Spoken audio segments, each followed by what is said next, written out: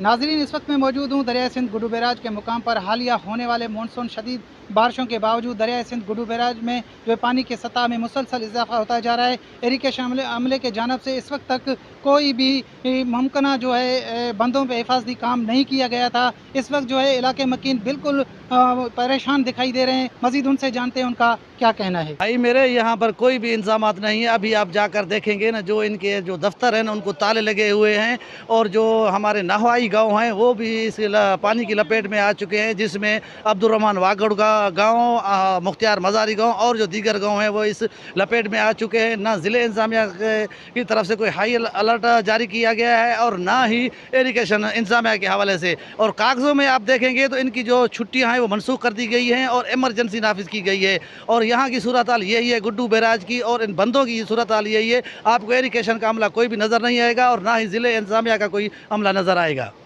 पेश पेशा वश न्यूज़ है, मेहरबानी। रोशन बलोच साहब है, गरीब आवाज़ भी था।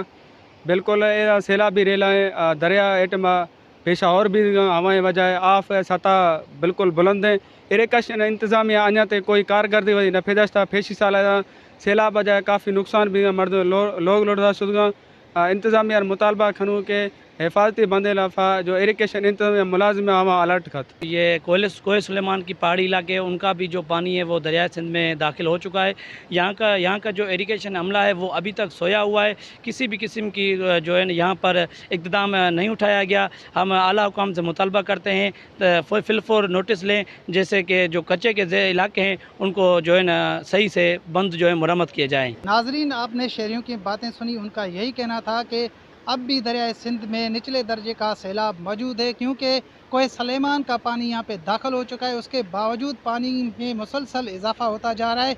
इरिगेशन के जानब से अभी तक जो है बंदों में मरम्मती काम का इक़दामात नहीं उठाए गए हैं।